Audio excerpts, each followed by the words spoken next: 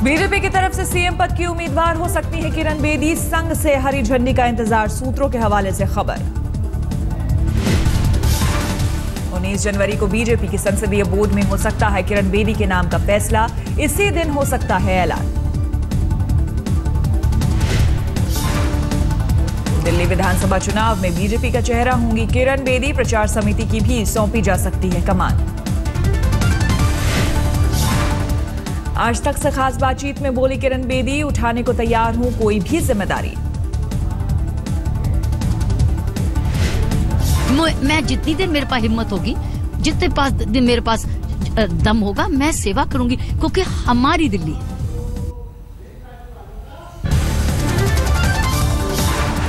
किरण बेदी ने केजरीवाल के खिलाफ चुनाव लड़ने का किया इशारा, आज तक से खास बातचीत में बोली पार्टी जो कहेगी वो करूंगी। नई दिल्ली कॉन्स्टिट्यूएंसी से आप अगर बीजेपी आपको लड़ाती है, आप लड़ेंगी? मैंने कहा ना, कुछ अनाउंसमेंट्स उनकी हैं पार्टी की, let it come, let's wait for that. Kiran Bedi ने केजरीवाल पर साधा निशाना, आज तक से एक्सक्लूसिव बातचीत में बोली नकारात्मक राजनीति कर रहे हैं अरविंद। ये है पुरानी राजनीति, ये है नेगेटिव राजनीति। जो नेगेटिव होती है वो एनर्जी खाती है, पॉजिटिव जो है वो एनर्जी बढ़ाती है। आज तक से खास बातचीत में किरण बेदी ने की मोदी सरकार की जमकर तारीफ, कहा उदय हुआ है देश का नया भाग्य।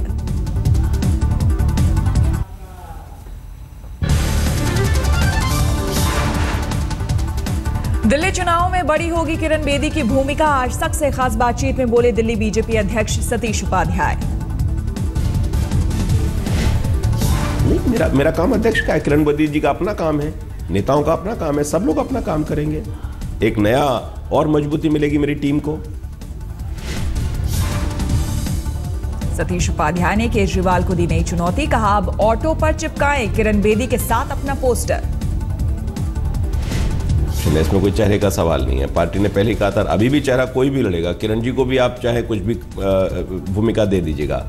चुनाव तो जो मोदी जी के लीडरशिप है, उस लीडरशिप में ही चुनाव होना है पूरे देश के अंदर। आज तक से खास बातचीत में सतीश उपाध्याय का केजरीवाल पर हमला, बोले झूठे हैं आपके संयोजक।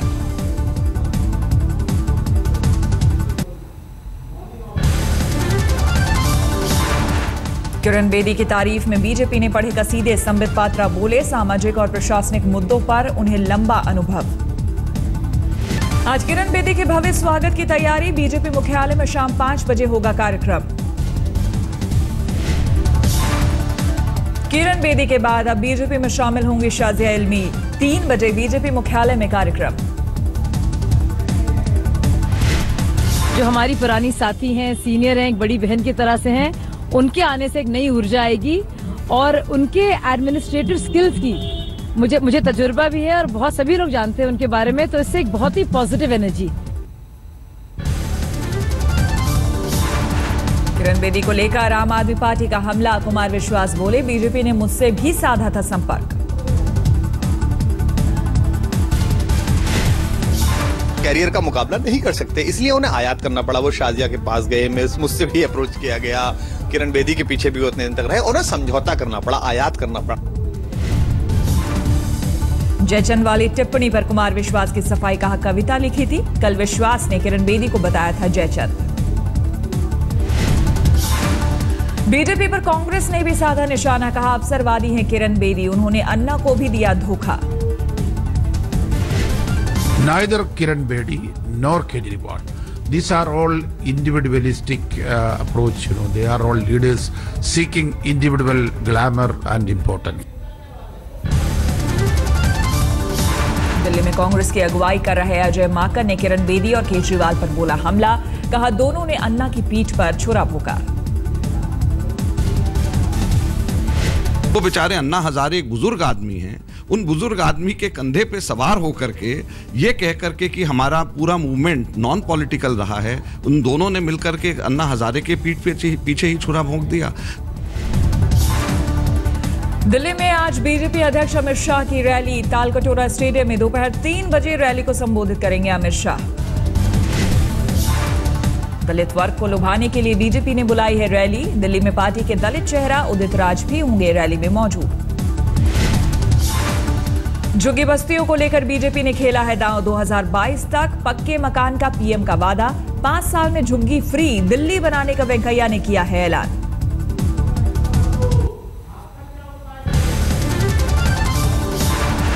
किरण बेदी को लेकर अन्ना की प्रतिक्रिया, पहले की जवाब टालने की कोशिश, फिर कहा 1 साल से संपर्क में नहीं है बेदी, बीजेपी में शामिल होने से पहले नहीं किया संपर्क। काल एवढे लोक आले, मी कोणाशीच बोललो नाही। आपके सब साथी एक एक करके छोड़ गए। अन्ना, आपको लगता है किरण बेदी ने जो किया वो सही किया? क्या क्या कहेंगे क्या आप? दिल्ली में कांग्रेस ने जारी की 15 उम्मीदवारों की दूसरी सूची। राष्ट्रपति प्रणब मुखर्जी की बेटी शर्मिष्ठा को ग्रेटर कैलाश से टिकट।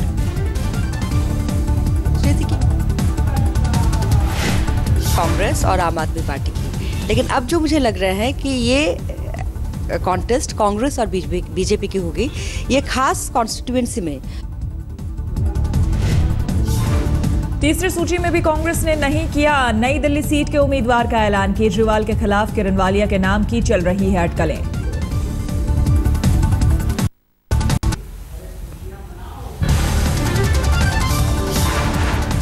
डेरा सच्चा सौदा प्रमुख संत गुरमीत राम रहीम की फिल्म मैसेंजर ऑफ गॉड की रिलीज को लेकर नया विवाद। सेंसर बोर्ड की चीफ लीला सैमसन ने दिया इस्तीफा। लीला सैमसन ने लगाया दखलंदाजी का आरोप, बोली ये सेंसर बोर्ड का मजाक है। इस्तीफे को लेकर सूचना प्रसारण मंत्रालय को दी जानकारी। सूचना प्रसारण मंत्रालय ने लीला सैमसन के आरोपों को किया खारिज। राज्यवर्धन सिंह राठौर बोले सबूत दे सैमसन। जिस एक्सटेंशन की सेंसर बोर्ड चेयरपर्सन जो बात कर रही हैं, एक्सटेंशन सभी सेंसर बोर्ड के मेंबर्स को दी गई है। पिछली फिल्म का जब चर्चा हुई थी तब भी हमने सेंसर बोर्ड की इज्जत करी थी, उसी रिस्पेक्ट से हमने उनके निर्णय को स्वीकार करा था। रविवार को रिलीज हो रही है राम रहीम की फिल्म MSG। आज गुड़गांव में हो रहा है प्रीमियर।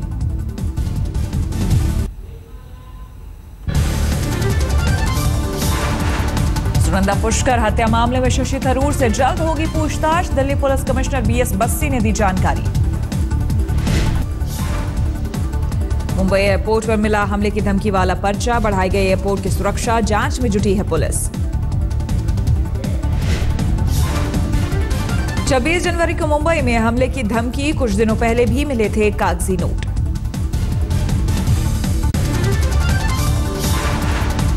उन्नाव में नदी में मिली लाशों के साथ यूपी सरकार का संवेदनहीन सुलूक, लाशों के ऊपर चलाई गई JCB मशीन। लाशों के ऊपर रेत डलवाकर धरती को समतल बनाने के लिए चलवाई गई JCB। न लाशों का दाह संस्कार किया गया, न ही दफनाया गया।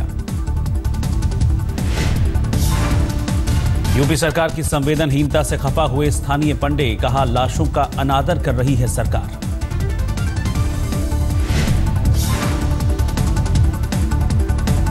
ये सब गलत है। ये प्रशासन जो है, वहाँ के कुछ लोग उसको जबरियन उसको खुदवा रहे हैं डेड बॉडी, और उसमें जल में पड़ी हुई लाशें गंगा जी घट गई हैं तो वो लाशें ऊपर निखर आई हैं। गुरुवार सुबह गंगा नदी में बहते हुए दिखाई दिए थे 100 से ज्यादा शव। शक्त विक्षत हालत में थी लाशें, पहचान होनी भी मुमकिन नहीं थी। उन्नाव के गंगा नदी में शवों के मिलने के मामले में कैबिनेट मंत्री आजम खान का विवादित बयान, कहा गंगा नदी में शव बीजेपी सांसद साक्षी महाराज ने डलवाए। आजम खान ने साक्षी महाराज पर सरकार को बदनाम करने का आरोप लगाया। साक्षी जी ने डाली, ट्रक से लेकर आए थे, सुना है हमने। साक्षी जी ने सरकार को बदनाम करने के लिए डाल के, अब ये बताएं कहां से लाए थे। उन्नाव के सांसद और बीजेपी नेता साक्षी महाराज का आजम पर पलटवार, कहा गलत और भ्रामक बयान दे रहे हैं प्रदेश के मंत्री। बिना सड़क के कैसे पहुंची 200 लोगों की लाशें। ओबामा की भारत यात्रा से पहले सरहद पार से आतंक की सबसे बड़ी साजिश का खुलासा। ISI की शह पर हमला करने के फिराक में है 200 आतंकी। सेना के 16th कोर के मुखिया लेफ्टिनेंट जनरल KH सिंह का बयान, नेपाल के रास्ते दाखिल हो सकते हैं लश्कर के आतंकी। अमेरिकी सुरक्षा एजेंसियों की एक टीम आज आने वाली है दिल्ली। भारतीय सुरक्षा एजेंसियों के अफसरों के साथ होगी संयुक्त बैठक। भारत दौरे पर बुलेट प्रूफ सुरक्षा घेरे में रहेंगे बराक ओबामा। दिल्ली पुलिस के 80,000 जवानों के अलावा 10,000 अर्धसैनिक बल की भी होगी तैनाती। 66वें गणतंत्र दिवस समारोह के मुख्य अतिथि हैं बराक ओबामा। सरहद और नियंत्रण रेखा पर आतंकी हलचल बढ़ने से चिंता।